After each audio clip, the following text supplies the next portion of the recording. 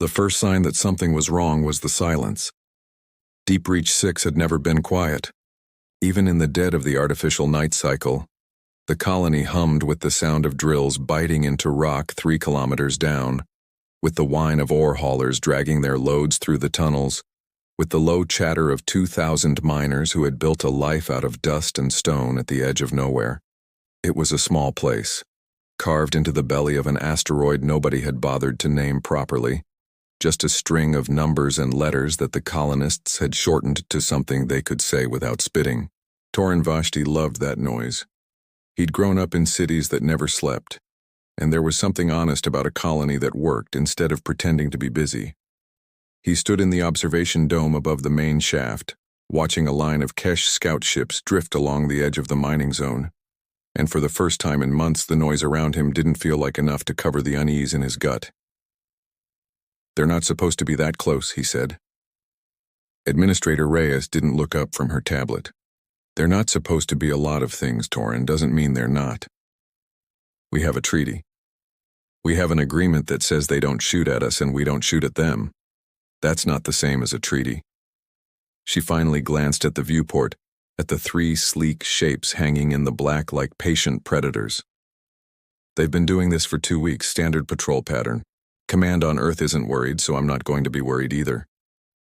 Torin wanted to believe her. He was good at his job precisely because he didn't believe things without evidence. Chief engineer didn't mean pretty speeches.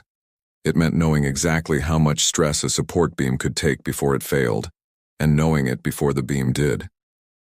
Right now, every instinct he had was telling him something was about to fail. He didn't know it yet, but 300 million kilometers away, his sister was having the exact same feeling. Colonel Elena Vashti stood in the Systems Defense Council chamber on Earth, arms folded, listening to men and women in expensive suits argue about a war that hadn't started yet. The chamber smelled like recycled coffee and nervous sweat. On the main display, a wide swath of contested space blinked in amber, regions where Kesh compact ships had been probing human trade lanes for the better part of a year. Testing, retreating, testing again. "They are not going to attack a mining colony," said Counselor Priya Anand, her voice carrying the particular calm of someone who had said the same sentence too many times to too many worried people. "The Kesh Compact gains nothing from open war with Earth. Their economy can't sustain it. This is posturing, nothing more." "With respect, Counselor," Elena said, "posturing doesn't usually come with cascade pattern weapons signatures showing up on our long-range sensors. Signatures your analysts can't confirm. Can't confirm yet." Annan's jaw tightened just slightly. "Colonel, I understand your brother is stationed at Deep Reach 6. That has nothing to do with my assessment." It was, of course, exactly why she'd read every scrap of intelligence twice. But Elena had built a career on not letting anyone see the difference between her professional judgment and her personal fear. And she wasn't about to start now, in a room full of politicians who were already looking for reasons to dismiss her. The meeting ended without resolution, the way most of them did. Elena walked out into the corridor and pulled up the comm relay to Deep Reach 6 out of habit more than concern. Torin's voice came through, easy and a little tired, the way it always was near the end of his shift. "Hey, everything's fine here. Boring, actually. You'd hate it." "I like boring. You like being in charge of things. There's a difference." A pause, and when he spoke again, his voice had lost some of its lightness. "There's a lot of Kesh traffic out past the relay station lately. Probably nothing." "Probably," Elena said, and neither of them believed it, and neither of them said so. 4 days later, the outer relay station went dark. It happened without warning. No distress call, no burst transmission, nothing but a clean, sudden absence where a signal had been a moment before. Deep Reach 6's small security detachment, 6 people and 2 aging patrol craft, went out to investigate because that was protocol, and because nobody wanted to believe it was anything worse than a hardware failure. They found the relay station intact. Powered down, but intact, its crew gone without a trace, no blood, no wreckage, no sign of struggle. Just empty rooms and doors left open.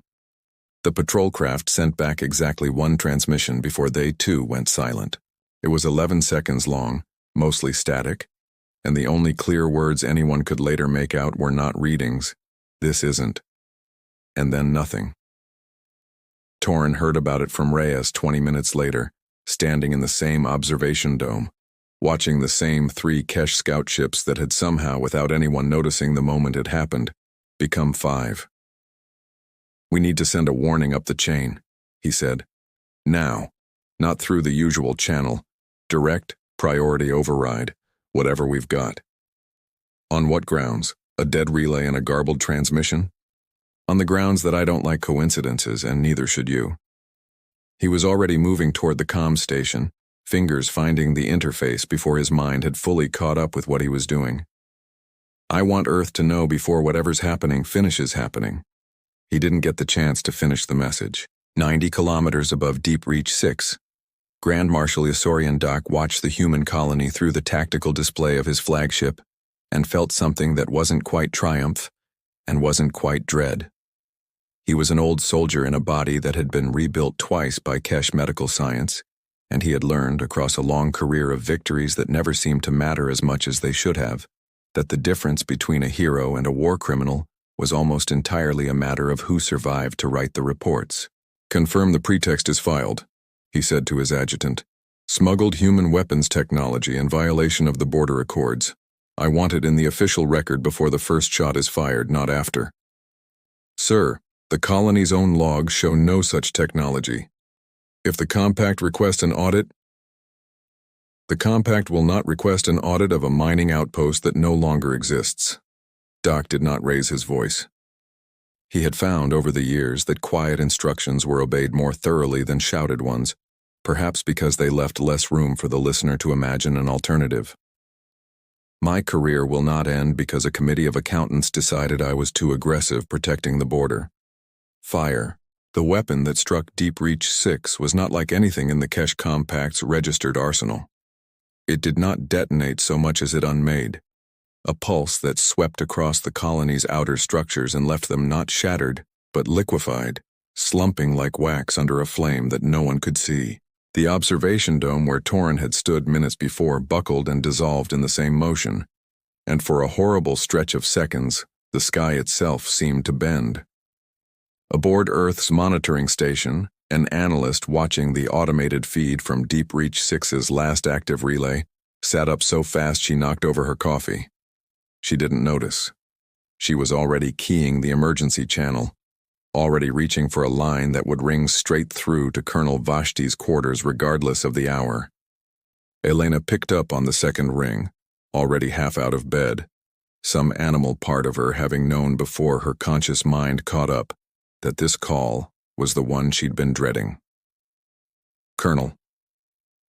The analyst's voice was tight, controlled, the way people trained themselves to sound when they were reporting something they didn't want to believe. "We have a priority signal from the Deep Reach 6 sector. It's Torin's authorization code. It cuts off mid-transmission." "Play it." Static, and beneath the static, her brother's voice, fast and clipped in a way she had never heard from him before. "Get this to command. Tell them it's not just a border incident. Tell them the weapon doesn't match anything we've..." The line went dead. Elena stood very still in the dark of her quarters, the tablet's glow the only light in the room, and made herself breathe the way she'd trained soldiers half her age to breathe when the worst thing they could imagine had just become real. "Get me the fleet commander," she said, "and get me everything we have on Deep Reach 6. Now." By the time the first analysts pieced together the scale of what had happened, Deep Reach 6 had vanished entirely from Earth's sensor network. Not destroyed, not exactly, but gone dark in a way that defied every model of what a bombardment should look like. No wreckage signature, no debris field expanding at a rate that matched an explosion, just an absence precise and total, where a colony of 2,000 people had been. And then 4 hours later, as the first shock waves of the report reached the highest levels of Earth's government, and Elena stood in a war room demanding answers nobody had, a second transmission crawled out of the wreckage of Deep Reach 6's ruined communications array. It wasn't in a human language. It wasn't in Kesh, either. The analysts confirmed that within minutes, cross-referencing every dialect on file. It was something else entirely. Ancient and strange. threaded through the static like a signal that had been waiting a very long time for someone to finally be listening. Nobody in the war room could explain the second transmission, and that, more than anything else, was what convinced Earth's government to move.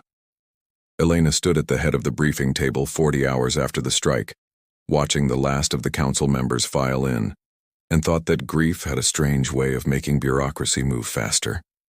There was no more debate about pretexts or posturing now. Deep Reach 6 was gone, or close enough to gone that nobody wanted to say the word out loud, and somewhere in that wreckage her brother's last transmission was still looping through analysts' minds like a wound that wouldn't close. "The Meridian fleet is ready to deploy within 6 hours," she told the room. "I want to be clear about what this fleet is and isn't. It is not a war fleet. It's built for rapid response, search, rescue, evacuation, reconnaissance. If there are survivors in those tunnels, and given how the colony was constructed, there is a real chance there are, then our first priority is finding them. Our second priority is finding out exactly what happened and why. Retaliation is not on this mission's mandate, and it will not become one without direct authorization from this council." "And if the Kesh Compact fires on your fleet the moment it arrives?" asked a counselor near the back. "Then we'll have our answer about their intentions a great deal faster than diplomacy would have given it to us." Elena didn't wait for a response. "I'm requesting Dr. Amara Osi be attached to the mission as lead xenolinguist and diplomatic liaison. If there's any chance of understanding that second transmission, or of opening a dialogue with whoever's responsible before this becomes something none of us can walk back, I want her there." Osei was already halfway out of her seat by the time Elena finished the sentence, as if she'd known the request was coming and had been waiting for the excuse to stand. 6 hours later, the Meridian fleet broke orbit. Elena kept the bridge quiet during the transit, the way she always did before an operation whose outcome she couldn't predict. Osei spent most of the journey in the small linguistics bay 2 decks down, running the fragment of the second transmission through every translation model available to her, and getting nothing but fragments back. Not gibberish, she kept insisting to anyone who would listen, but something structured, something with grammar, just not one anyone in known space had ever catalogued. They were 4 hours from the Deep Reach 6 system when the fleet's outer sensor picket flagged a contact. A single small vessel, badly damaged, drifting on a ballistic trajectory with no active propulsion and a hull configuration that matched Kesh Compact scout craft. "Could be a trap," said the tactical officer. "Could be someone who needs help," Elena said. "Bring us alongside. Weapons hot, but nobody fires unless fired upon." The scout ship's single occupant surrendered before the boarding team had even finished cutting through the airlock. He came out with his hands raised, uniform torn, one side of his face marked with the dark bruising that passed for a Kesh injury, and he said, in halting but understandable trade common, "I am not a threat to you. I need to speak to whoever commands this fleet. Please, before you decide what to do with me."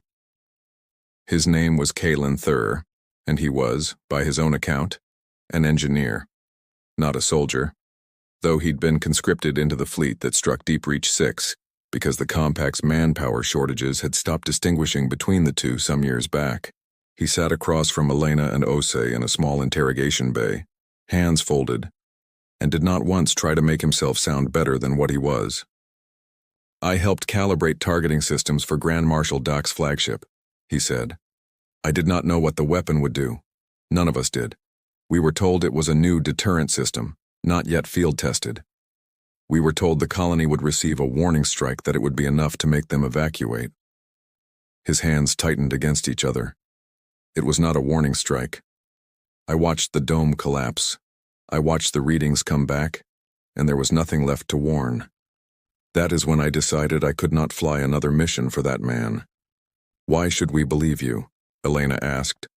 Her voice was flat, professional, but Osei, watching her carefully, could see the tension in her jaw, the particular stillness of someone holding back a much less professional question. "Did you see my brother?"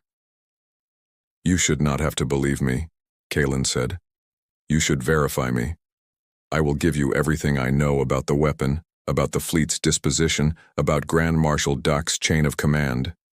Verify all of it. I am not asking for trust. I am asking for the chance to prove I've earned it." Elena studied him for a long moment.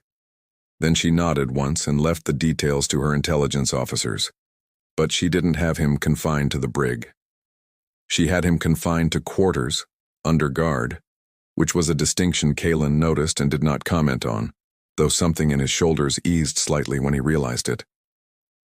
The fleet reached Deep Reach 6 11 hours later, and nothing Kalen's testimony had prepared them for made the sight of it any easier. The colony wasn't a wreck in any way Elena's training had ever modeled. Wrecks had debris fields, twisted metal, the violent geometry of an explosion. This was different. The outer structures had the smooth, slumped look of wax left too near a flame, support beams bent into shapes that shouldn't have been possible without shattering, an entire quadrant of the colony simply gone, as if some vast hand had reached down and smoothed it away. "God," someone on the bridge whispered, and nobody corrected them for breaking protocol. "Search and rescue teams, deploy," Elena said, her voice steady even as something inside her chest had gone cold and very small. "Focus on the deep tunnel systems first. If anyone survived, that's where they'll be." They found the first survivors 6 hours into the search. A cluster of 41 miners sheltering in a reinforced maintenance tunnel 3 kilometers below the surface, kept alive on rationed air and emergency rations by someone who had clearly understood the colony's life support architecture down to its bones. The rescue team's report used the phrase, "rerouted life support manually," from a secondary junction not listed in standard schematics, and Elena knew, reading it, exactly who that description belonged to before she reached the name at the bottom of the file. She was in the tunnel herself 20 minutes later, climbing down through a maintenance shaft with a medical team close behind, when she found him. Torrin was propped against the tunnel wall, unconscious, an oxygen mask fogging faintly with each shallow breath. His uniform scorched along one side and his right leg braced in a makeshift splint that someone, probably him, working through the pain because there'd been no one else to do it, had built out of scavenged conduit piping. He was alive. He was breathing. He looked, Elena thought with a lurch of something that wasn't quite relief because it hadn't finished being terror yet, like a man who had spent every ounce of himself keeping other people alive and had only allowed his body to fail once there was no one left who needed him conscious. He gave up 2 full oxygen cycles, one of the survivors told her quietly, an older woman with soot on her hands and tears cutting clean tracks through the dust on her face. Rerouted his own reserve to the children first, said he'd figure something out. He always figures something out. Elena knelt beside her brother and pressed 2 fingers briefly against his wrist, feeling the pulse there, steady and stubborn, and allowed herself exactly 3 seconds of something that wasn't professional before she stood back up and became Colonel Vashti again. "Get him to the medical bay, priority evac." Her voice didn't shake. She was proud of that, distantly, the way you're proud of a wall for holding during a storm even as you can feel it groaning under the weight. "I want every survivor found and accounted for. I want a full engineering team going over what's left of that colony's core systems. And I want to know what that weapon actually was, because I am done pretending this was some kind of accident." The search continued for another 18 hours. By the end of it, 312 survivors had been pulled from the wreckage of Deep Reach 6, out of a colony that had held over 2,000 souls. Helena stood on the observation deck of her flagship afterward, watching the ruined colony hang in the dark, and tried to do the arithmetic of what that meant, and found she couldn't. Not yet. Not without it breaking something in her she needed intact for what came next. That was when the sensors flagged new contacts. 3 ships and then 5 and then 11, resolving out of a stealth field so advanced that Elena's tactical officer nearly fell out of his chair reading the report. Vessels that matched no registered configuration in human cache or any other cataloged database, arranged in a loose formation just beyond the debris field, close enough to have been watching the entire rescue operation unfold. "They've been there," the tactical officer said, voice tight. "Colonel, sensor logs show they've been there since before we arrived. We just couldn't see them until now." Elena felt the cold certainty settle over her that whatever was happening at Deep Reach 6 was bigger and older, and far more dangerous than a single cache war criminal's illegal weapons test. Then the comms officer went pale and looked up from her console. "Colonel, we're receiving a hail. Direct channel, encrypted in a protocol I've never seen before, but it resolved into trade common on its own, like it was translating itself." She swallowed. "It's addressed to you, by name." "Put it through," Elena said, and hoped her voice sounded steadier than she felt. The voice that came over the channel was calm, measured, and carried the faint, layered quality of a translation algorithm still learning the shape of a new language in real time. "Colonel Elena Vashti, I am Envoy Shro of the St. Concord. We apologize for the manner of this approach. We have been observing the Deep Reach 6 situation for some time, and we judged it wiser to reveal ourselves once your rescue operations were complete rather than risk complicating them. You've been watching us for hours and said nothing while we were pulling survivors out of the wreckage. We were assessing whether your fleet's presence here was rescue or retaliation. Your actions answered that question for us. Had you come only for vengeance, we would not be speaking now." Elena exchanged a glance with Osei, who had gone very still. The particular stillness of a linguist, recognizing that the conversation in front of her mattered more than almost anything else happening in the room. "Explain who you are," Elena said, "and explain why an unregistered coalition fleet has been sitting cloaked at the edge of a massacre." There was a pause, brief but deliberate. The St. Concord is a trade and monitoring coalition operating across several contested border regions, including this one. Our mandate includes tracking weapons proliferation that violates regional treaties. We have been monitoring Grand Marshal Isorian Doc's faction within the Kesh Compact for the better part of a standard year. We believe what struck your colony was an unsanctioned test of a prototype weapon system, one that has never been authorized by the Compact's own high command, and one that violates every treaty this region observes. "Unsanctioned," Elena repeated. "You're telling me the attack on my colony wasn't an act of war. It was one man's live fire weapons test. That is our assessment, yes." The envoy's voice carried something that might have been regret, if the translation algorithm was rendering the tone correctly. "We did not intervene because our mandate does not extend to armed engagement. We monitor, we document. We were documenting Grand Marshal Doc's fleet movements when his weapon was deployed against your colony. We have that data, Colonel. We are prepared to share it, if you are prepared to trust an ally you have only just met." Elena said nothing for a long moment, thinking of Torin unconscious in the medical bay 2 decks down, of 312 survivors, and the 1,700 people who hadn't made it out. Trust, right now, felt like a luxury she couldn't afford, and a necessity she couldn't avoid. "Send the data," she said finally. "We'll verify everything independently before we act on any of it. That's not an insult, Envoy. That's how we do things." "I would expect nothing less," Shro replied, and something in the words almost sounded like approval. The data arrived within the hour, and Elena spent most of that hour in the ship's small tactical annex with her senior staff Osei, and, after a brief, tense debate about protocol, Kalen Thur, whose insider knowledge of Kesh fleet operations turned out to be exactly what they needed to make sense of what the Concord had handed them. "This confirms it," Kalen said, scrolling through logs on the display, his voice tight. "These are Grand Marshal Doc's personal fleet assets, not standard compact issue, modified off the books. The weapon signature matches what I saw used against the colony." He looked up. "The Compact High Command didn't authorize this. I would have known. There would have been briefings, requisition approvals, oversight committee sign-off. There was none of that. This was Doc's project, his alone." "Why would he risk everything on an illegal weapons test against a human mining colony?" Osei asked. "Because his career is dying," Kalen said quietly. "I've served under him for 3 years. He was a hero once, decades ago, in the border conflicts against the Threll Remnant. Since then, every campaign he's led has ended in failure or stalemate. The Compact doesn't forgive failure gracefully. There are already whispers of a tribunal, of forced retirement, of worse. A man like that does not go quietly. He needed a victory, and he needed a weapon powerful enough to guarantee one. Elena felt something settle into place, cold and clear. So he manufactured a pretext, tested an illegal weapon on people who couldn't fight back, and planned to present it to the Compact as a triumph before anyone could ask hard questions. That is my belief. Yes. The medical bay's status update arrived on Elena's tablet in the middle of that sentence.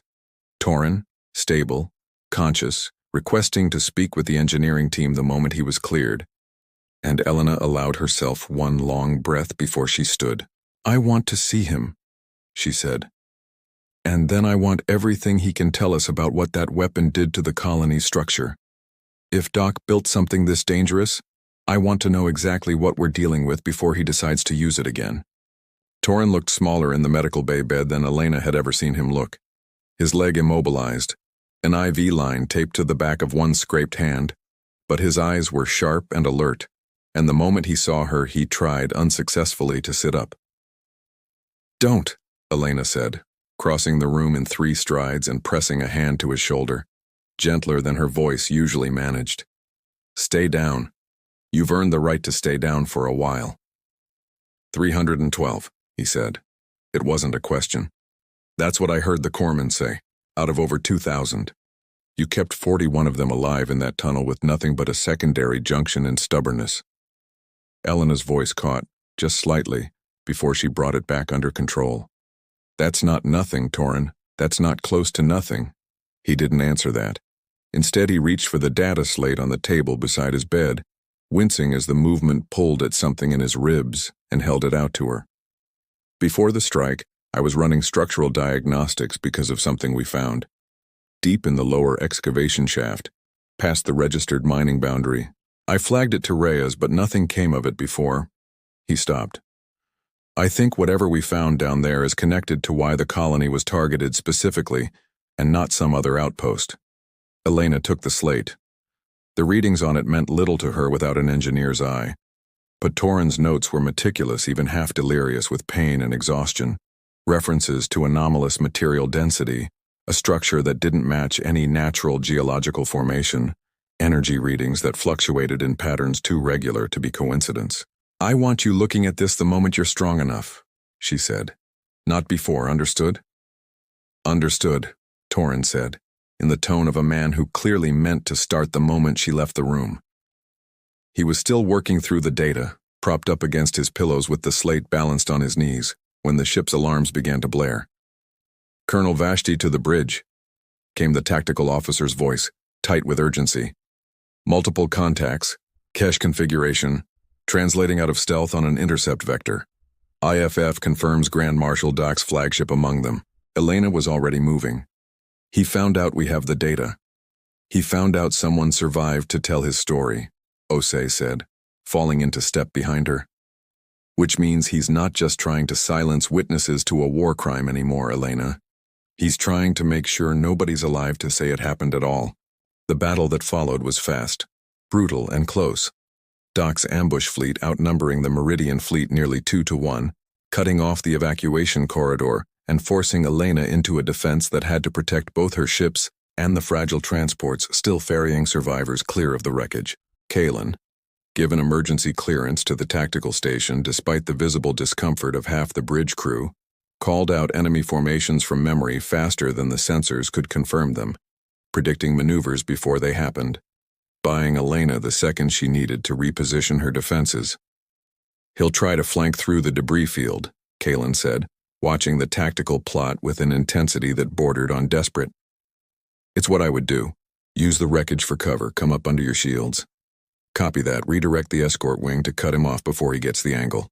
Elena's voice was iron flat, every ounce of her focused on the battle unfolding around her ships. "I am not losing another single person on my watch. Not today." It was close. 2 transports took damage before the fleet's counterstrike drove Doc's ambush force back, his flagship retreating into the dark rather than risk a battle it could no longer win cleanly. But the Meridian fleet held, and every survivor made it out alive. In the exhausted, adrenaline-thin hour after the attack, Torin's voice crackled over the internal comm, urgent in a way that cut through even the general relief of the bridge crew. "Elena, you need to see this. I finished cross-referencing the anomaly readings against the colony's excavation logs. A pause, and when he spoke again, there was something in his voice she'd never heard from her brother before.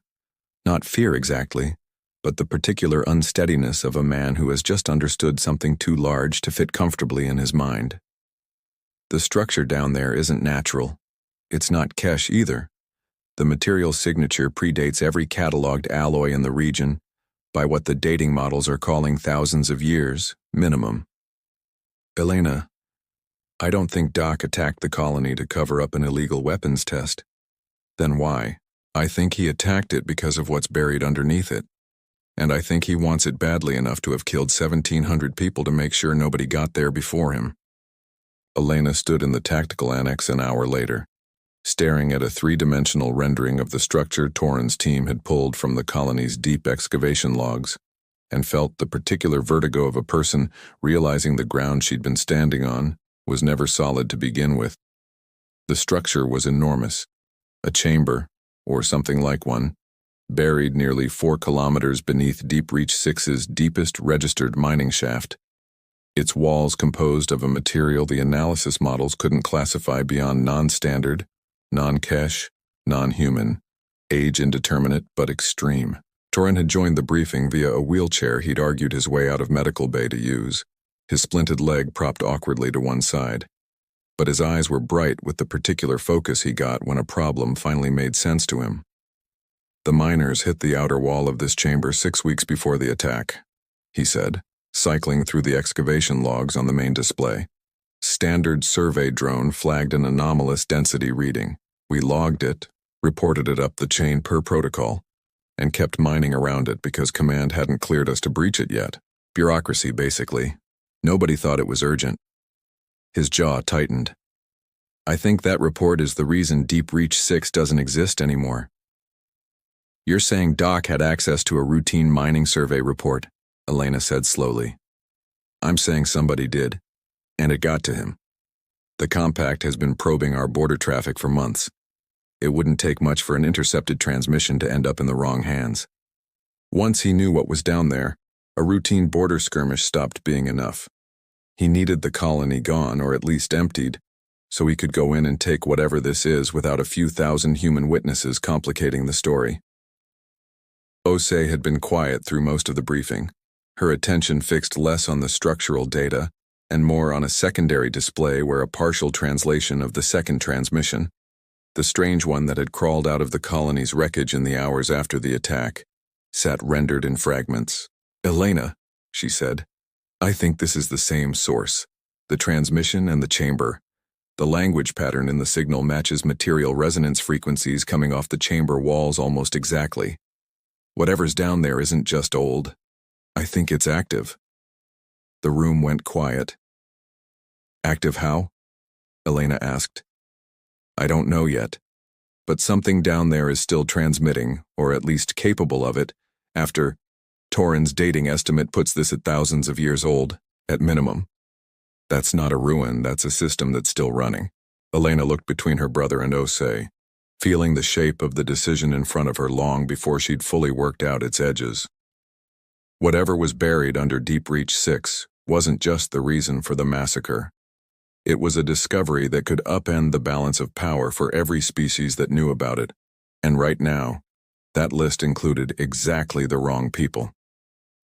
We report this to Earth Command, she said finally. In full. No omissions. And risk turning this into a resource war the moment word gets out? Osei asked, not disagreeing exactly, but pushing, the way she always did when she needed Elena to say the quiet part out loud. The alternative is sitting on a discovery this size without oversight, with a war criminal and an entire unknown coalition circling the same prize. Elena's voice was flat, certain. I'd rather answer for transparency than for a cover-up. We tell Earth, and we keep working with the Concord carefully, because right now they're the only other party who's given us anything close to the truth. It was Kalen who spoke next, from where he'd been standing quietly near the back of the annex, arms folded, listening. There is something you should know before you decide how much to trust the Concord's honesty, Colonel. My understanding, from years serving under men who talk more freely than they should after a drink, is that the Kesh Compact's High Command has no knowledge of what's beneath Deep Reach 6. Doc has kept this entirely to himself.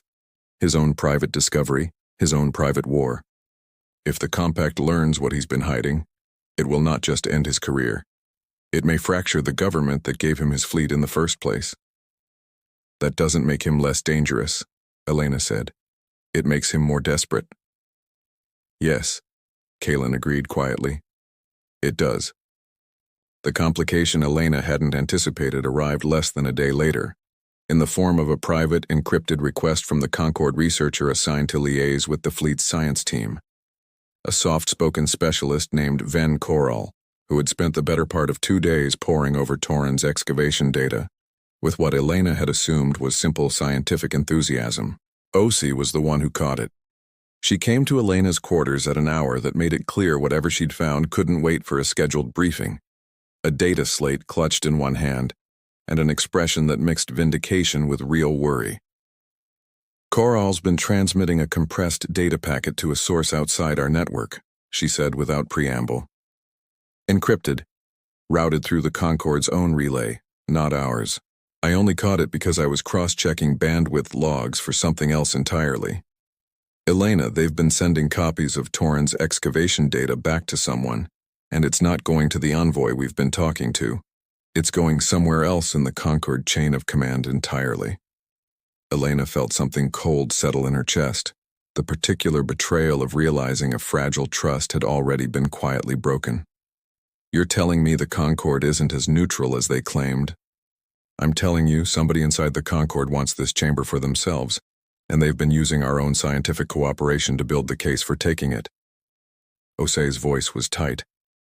Envoy Shro might not even know. Koral might be running their own agenda entirely, but either way we have 3 different factions now who all want the same thing, and at least 2 of them are willing to lie about their intentions to get it. Elena didn't have time to decide how to handle the Concord's betrayal before the decision was made for her. Doc's fleet returned at full strength 6 hours later, not probing this time, not testing the edges of an ambush. A direct, overwhelming assault vector aimed not at the Meridian fleet, but past it, toward the ruined colony and the excavation shaft beneath it. Elena watched the tactical plot resolve with a sick, sinking certainty. He's not trying to destroy us anymore, she said. He's trying to get past us. He wants that chamber before we can secure it, and he's willing to bury the whole asteroid to make sure nobody else gets there first. Colonel, the tactical officer said, voice tight, if he deploys that cascade weapon against the excavation shaft directly, at that depth, in that density of rock, it could collapse the entire lower colony structure, along with whatever's underneath it. Elena was already moving, already calling orders. The exhaustion of the past 2 days burning away under the clean, cold focus of a decision that had to be made in seconds, not hours. All available fighters, defensive formation around the excavation shaft entrance. I want a full evacuation of any remaining personnel in that sector. Osi, get Envoy Shro on the line. I want to know exactly what the Concord's fleet intends to do in the next 10 minutes, because if they're planning to grab this chamber the second we're both weakened from fighting Doc, I need to know now. Torin, still technically confined to medical observation, appeared on the bridge comm channel with the particular stubbornness of a man who had stopped asking permission somewhere around the 3rd crisis of the week. Elena, if that weapon hits the shaft at the angle I think he's planning, the structural cascade will bring down every support level between the surface and the chamber. I need to get down there. If there's any way to reinforce the load-bearing sections before that happens, I'm the only one who knows this colony's original schematics well enough to do it fast. Absolutely not. You can barely walk. I can walk enough to sit in a maintenance rig and give instructions over comm, which is more useful right now than lying in a bed feeling guilty about the people I couldn't save the first time. His voice cracked, just slightly, on the last words, and Elena understood in that instant that this wasn't really about engineering at all. Please, let me actually finish something this time. Elena closed her eyes for exactly 1 second. Then she opened them and made the call the way she always did. Fast, final, with no room left for the fear underneath it. Get him suited up. Kalen, Osi, you're both with him. I want eyes and hands I trust down there. Everyone else hold this line. We are not losing that shaft and we are not losing each other. Move."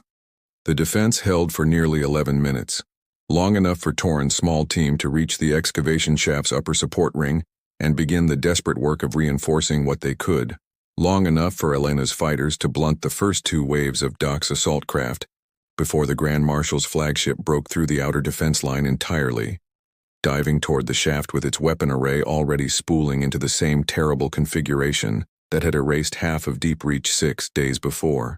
Torin was still 4 levels above the chamber itself, one hand braced against a support strut, shouting reinforcement instructions to Kalen over the comm, when the ancient walls around them, walls that had sat silent and dormant for thousands of years, through however many wars and however much dust had settled over them, began, for the first time since before either species had learned to leave their homeworlds, to glow.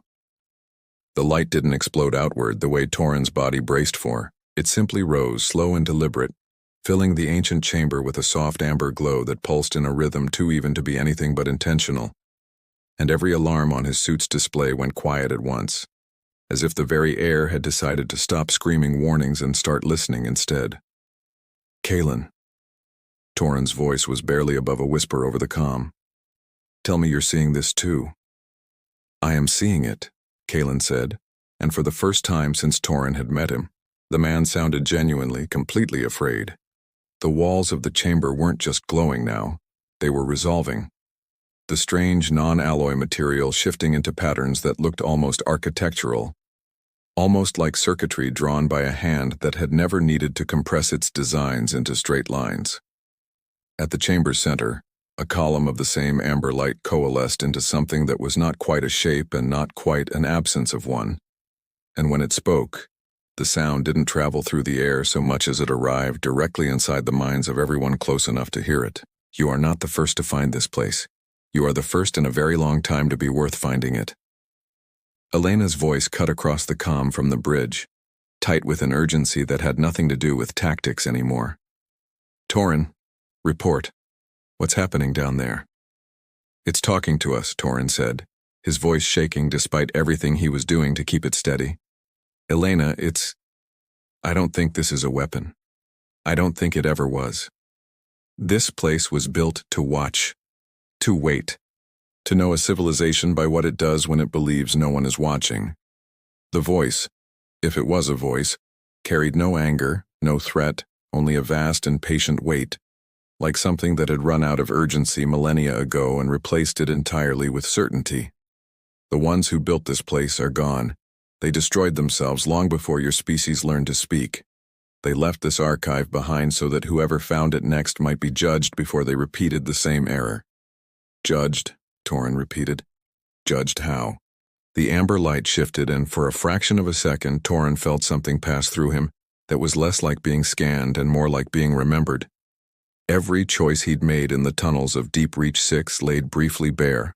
The oxygen he'd given away.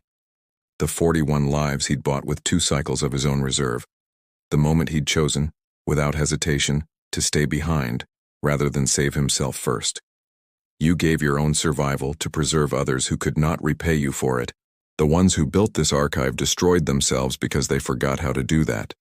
That is why this place has chosen to answer you, Engineer Torin Vashti, and not the one who came before you seeking only power."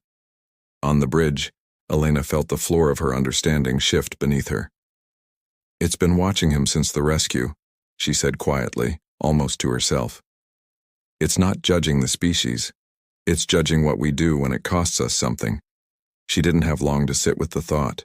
The tactical display flared red, and the tactical officer's voice cut through the moment with brutal urgency. "Colonel, Doc's flagship is breaching the outer defense perimeter. He's pushing straight for the shaft entrance. If he gets a weapon lock on that chamber..." "He won't get the chance," Elena said, already moving. "Redirect every fighter we have left to intercept. I don't care about elegant tactics anymore. I want that ship stopped." It wasn't enough. Doc's flagship, battered and smoking from the earlier engagement but still lethal, forced its way past the last of Elena's defensive screen and drove a boarding force directly into the upper levels of the excavation shaft.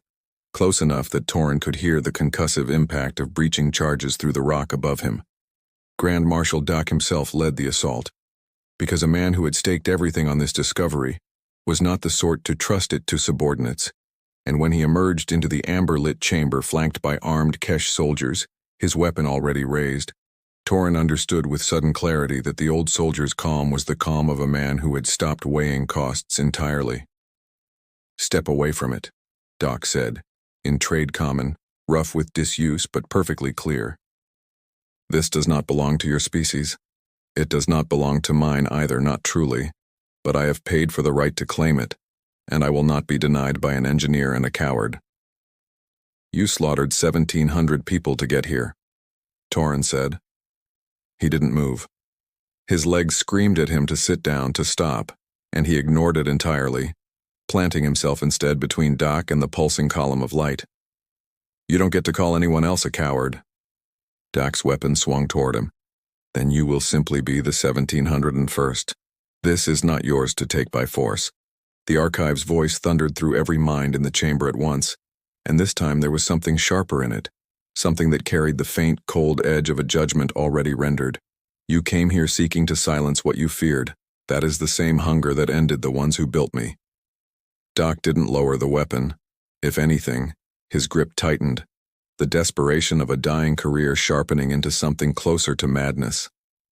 "I don't require the approval of a machine that has been dead for 10,000 years.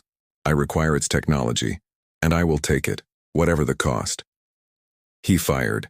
It was Kalen who moved, not toward Doc, not toward Torin, but toward the small tactical relay unit, clipped to his own borrowed uniform, the one that still carried override access codes from 3 years serving the Grand Marshal's own fleet. He threw himself between the shot and Torin at the exact moment his fingers finished keying the sequence that would cut power to Doc's flagship's remaining weapon systems from the inside. A sacrifice measured in less than 2 seconds, the shot catching him across the shoulder and chest as the override signal raced up the ship's disabled network and silenced its guns in the same instant. "Kalen!" Torin caught him as he fell, the older man's weight sudden and terrible in his arms, blood already dark against the torn fabric of his uniform. Stay with me, damn it, you don't get to do this now." "Ship's weapons are down," Kalen managed, teeth gritted against the pain, already fading. "Tell the colonel. Tell her the flagship can't fire." And then his eyes closed and Torin couldn't tell in the chaos of the moment whether it was unconsciousness or something worse. Above the chamber in the corridor Kalen's sacrifice had bought, Elena's boarding team finally broke through the last of Doc's diminished honor guard. But there was no time to celebrate the breach, because at that exact moment, a second set of contacts dropped out of stealth directly above the excavation shaft.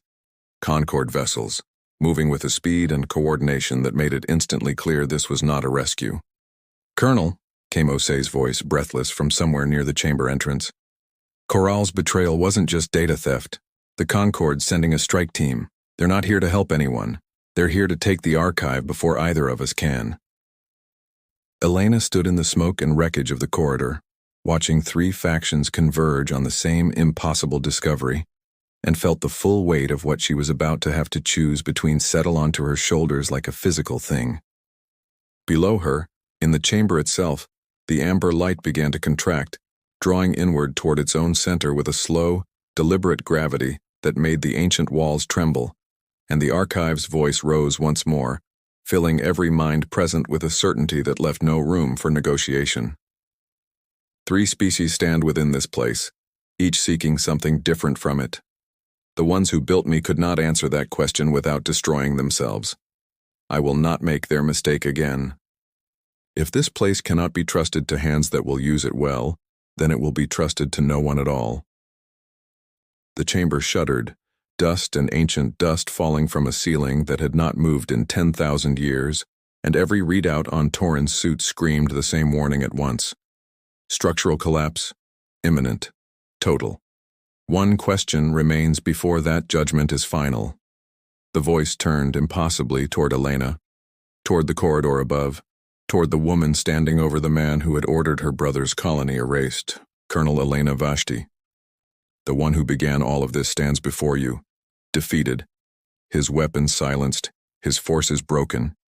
You have every right, under every law your species has ever written, to end him where he kneels. Will you spare the life of the man who took everything from you?" Elena looked down at Grand Marshal Isaurian Dak, kneeling in the wreckage of his own ambition with a weapon trained on him by two of her own soldiers, and thought of every face from Deep Reach 6 she had memorized off the casualty lists over the last 4 days. Names she would carry for the rest of her life. People she had never met who existed now only in photographs and grief. She thought of Torin's voice cutting off mid-transmission. She thought of the old woman in the tunnel, soot on her hands, telling her how her brother had given away his own air to keep children breathing. She thought of Kalen, bleeding out in that chamber below her because he had chosen, in the space of 2 seconds, to become something better than the uniform he'd been forced to wear. And she thought of what it would mean, not just to her, but to everyone watching, human and Kesh and Concord and whatever ancient, patient intelligence was measuring her answer right now. If the first thing humanity did with the power to judge was use it exactly the way Doc had used his. "No," she said. The word left her like something physically wrenched loose, and it cost her more than any order she had given in her entire career. Doc's head came up, disbelief plain on his face, as if mercy were a language he no longer had the capacity to translate. "He murdered 1,700 people," Elena said, and her voice didn't waver even as her eyes burned. "He tried to murder 1,700 more, including my own brother. He does not deserve my mercy. But this isn't about what he deserves." She made herself hold the old soldier's gaze, refusing to let him look away from what he'd done. "It's about what we choose to become when someone like him has already taken everything he can from us. I will not let you cost me that too, Grand Marshal. He answers to justice, not to me and not to vengeance dressed up as justice. He lives, so that every person he's wronged gets to see him held accountable in the light, instead of disappearing quietly into the dark the way he wanted to make Deep Reach 6 disappear." For a long moment nothing happened. The chamber below them held its shuddering breath, dust hanging suspended in air that seemed to have forgotten how to fall. And then the amber light that had been contracting toward collapse slowed and steadied, and began very gently to spread back outward through the ancient walls. "That is the answer the ones who built me could never give." The archive's voice had changed, quieter now, less a judgment and more something closer to relief, if a machine that old could still feel such a thing. They met cruelty with cruelty until there was nothing left of either side worth saving. You have chosen otherwise. This place will not collapse today. Elena's knees nearly gave out beneath her, the adrenaline that had carried her through the last several minutes draining out all at once, and she had to brace one hand against the corridor wall to stay upright. Below, through the breach in the chamber floor, she could hear Torin's voice, hoarse and desperate, calling for a medical team, and beneath that, fainter, the ragged sound of Kalen still breathing. They found him 20 minutes later, dragged clear of the flagship's wreckage by two of his own former crewmates who had, in the chaos of the ceasefire that followed the Archive's judgment, decided that a man who'd disabled his own ship's weapons to save an enemy's life was not a man they wanted to leave behind.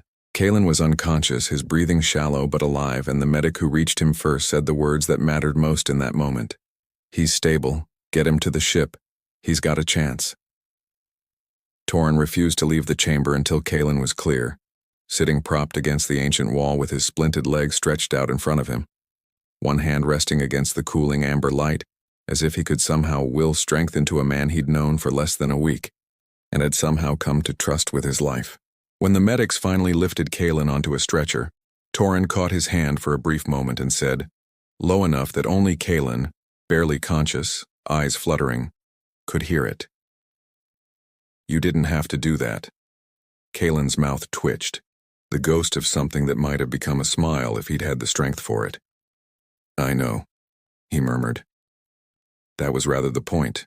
Grand Marshal Doc was taken into custody without further resistance, his remaining soldiers surrendering once word of the ceasefire spread, and within hours Elena had transmitted a full account: the illegal weapon, the unsanctioned attack, the buried archive, all of it. Not just to Earth Command, but directly to the Kesh Compact's High Command, through a channel Kalen had insisted would reach officials who had no knowledge of what their own Grand Marshal had done. The response, when it came 2 days later, was swift and unambiguous. A formal apology to Earth, an acknowledgement of Doc's crimes as entirely unauthorized, and a request, almost pleading in its formality, that he be handed over for trial under joint human-Kesh oversight, so that no one could accuse the compact of protecting one of its own. Elena granted it. She stood in the transfer bay as Doc was led away in restraints, his face gray and hollowed in a way that had nothing to do with his injuries, and felt no triumph in the sight. Only the tired, hard-won satisfaction of watching a wrong finally answered by something other than more violence. The Concorde's reckoning came almost as quickly. Envoy Shro, when informed of Van Koral's unauthorized data transfers, went silent on the comm channel for nearly a full minute. A silence that Ose, listening carefully, read as genuine, mortified shock rather than diplomatic performance. Koral was recalled within hours, and the Concorde's formal response arrived not as a curt denial, but as an extended, almost embarrassed communication, acknowledging the breach of trust and offering, in restitution, full transparency into every prior Concord operation in the region. They didn't have to do that, Ose told Elena afterward, turning the transmission over in her hands like something precious. A coalition that size could have stonewalled us for years. Instead, they're opening their books voluntarily. I think, she said slowly, we may have just made our first real ally out here, not because we won a fight, because we didn't need to start one to prove a point. The archive, in the weeks that followed, began to share what it had guarded for 10,000 years. Not weapons, not the terrible power Doc had gambled everything to seize, but history. The story of the civilization that had built it, the long, slow catastrophe of a people who had answered every fear with force until there was nothing left of them but this one patient chamber, waiting to see if anyone who found it again might choose differently. It offered that history freely, to human and Kesh and Concord scientists alike, seated together at the same table for the first time in the region's recorded history, arguing over translations and dating models instead of borders and weapons treaties. Deep Reach 6 held its memorial 3 weeks after the battle, in the ruined observation dome that engineering teams had stabilized enough to gather safely inside. Elena stood beside Torin, who leaned on a cane now instead of a wheelchair, both of them looking out at the wreckage of a colony that had once been full of noise, full of drills and haulers, and the easy, unremarkable chatter of people building a life together. 1,700 names scrolled slowly across a temporary memorial screen, and 312 survivors stood in silence to watch them pass. Earth Command offered Torin a command post afterward, a promotion, recognition, a desk with his name on it and a story that would follow him for the rest of his career. He turned it down without much hesitation. I want to rebuild it, he told Elena, the two of them standing at the edge of the excavation shaft as the sun, Deep Reach 6's sun, distant and pale, caught the ruined edges of the dome. Not exactly the way it was, but something. There are people who lost everything here who still want to come back, who still think of this place as home despite what happened. I'd rather spend my life building something worth surviving for than sitting behind a desk being congratulated for surviving it. Elena looked at her brother, thinner than he'd been, marked now by a limp that would likely never fully leave him, but steady in a way that had nothing to do with his leg, and thought that whatever the archive had seen in him when it chose to answer, it hadn't been wrong. Kalen's asking about a transfer to the reconstruction team, she said. For what it's worth. Torin's mouth curved into something that was almost, finally, a real smile. Good. He'll be useless at first. He knows nothing about mining colonies. He knows plenty about rebuilding something that's been broken, Elena said. I think that'll do. That night, standing alone on the observation deck of her flagship with the ruined colony hanging silent in the dark below her, Elena thought about the question the archive had asked her, the one that had, in the end, mattered more than any battle she'd fought to get there. She thought about how easy it would have been to answer differently, how much of her wanted to, even now, when she let herself remember Torin's voice cutting off mid-transmission and the 1,700 names that would never again answer to anything at all. But she thought, too, of what Earth's fleet would be remembered for, out here at the edge of everything they'd ever known. Not as the conquerors who arrived with more firepower and took what they wanted, not as the victims who let their grief curdle into something that repeated the very cruelty that had been done to them, but as the ones who had answered annihilation with rescue, betrayal with patience, and a monster's defeat with mercy, instead of vengeance. It wasn't the kind of victory anyone would have predicted watching Deep Reach 6 go dark that first terrible night. It wasn't the kind of story that ended in triumphant fanfare or easy justice. But it was, Elena thought, watching the light of the reconstruction crews begin to flicker back to life across the colony's ruined surface, exactly the kind of story humanity had chosen to tell. One hard, quiet, costly decision at a time. And for the first time since the silence had fallen over Deep Reach 6, she let herself believe that the peace they'd bought with it might actually be strong enough to last.